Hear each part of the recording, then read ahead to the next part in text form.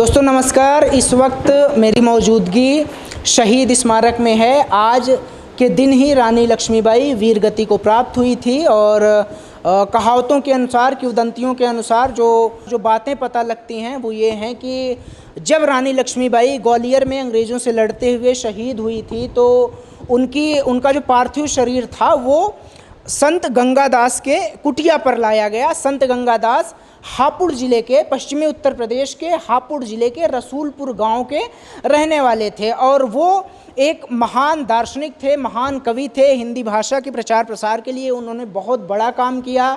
पश्चिमी उत्तर प्रदेश सहित देश विदेश में उनका नाम है। हमारे साथ कर्मवीर सिंह जी हैं। आप लगातार नई पीढ़ियों को सर ये बताने में लगे रहते हैं कि क्या महत्व था संत गंगादास का।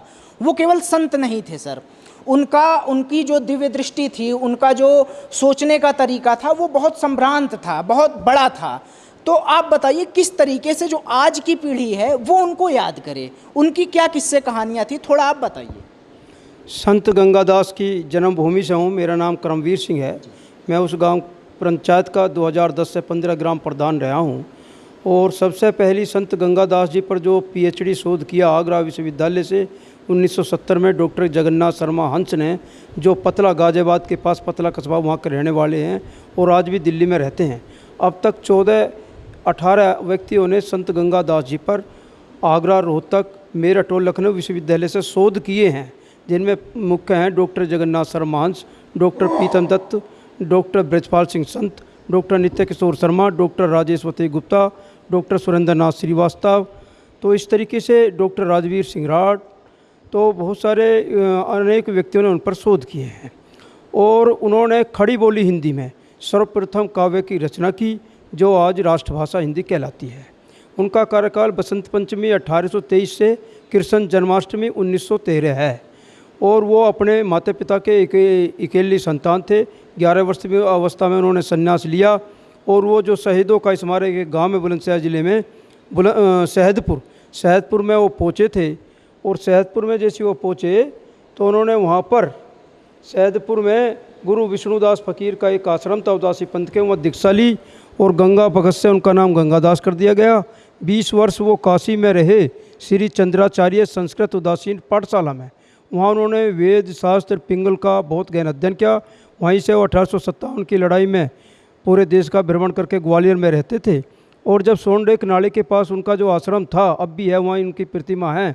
जब झांसी की रानी सोनडेक नाला पार किया और घायल हो गई और यानी कि उनके आश्रम में उनको लाया गया और वहाँ बहुत महाराजों की एक साधुओं की एक फौज भी लड़ी अंग्रेज़ों से।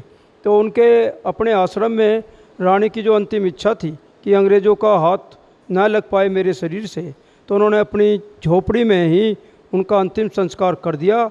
और इस तरीके से भारतीय स्वाभिमान, सम्मान और व्यक्तित्व नारी झांसी की रानी का अस्तित्व उन्होंने बचाने में वो सफल रहे। बाद में वो 15 वर्ष गढ़मुक्तेश्वर गंगा तट पर रहे। उन्होंने 50 से अधिक काव्य ग्रंथों की रचना की हैं। उनके मुख्य ग्रंथ गंगा सागर है, गंगा गीता है, उनकी ईष्ट गंगा थी। गंगा पर इतने पद किसी कवि ने शायद अभी तक नहीं लिखे। 200 पद उन्होंने गंगा पर लिखे हैं। उन्होंने होलियाँ लिखी हैं, कुंडनियाँ लिखी हैं, निर्गुण लिखा है, सगुण लिखा है। और चौधरी चरण सिंह विश्वविद्यालय में हिंदी विभाग का नाम संत गंगादास भवन है। चौधरी चरण सिंह विश्वविद्यालय में गांव के लोगों ने प्रयास करके एक स्वर्ण पदक भी उनके नाम से स्थापित करवाया गया है। तो उनके जो कुंडलियां हैं, उनका जो काव्य है, कुछ विश्वविद्यालयों में जैसे अरुणाचल केंद्रीय विश्वविद्यालय में, मणिपुर में, यहाँ चौधरी चरण सिंह विश्वविद्यालय में उनके कुछ पाठ्यक्रम में MA फाइनल में उनको लगाया गया है।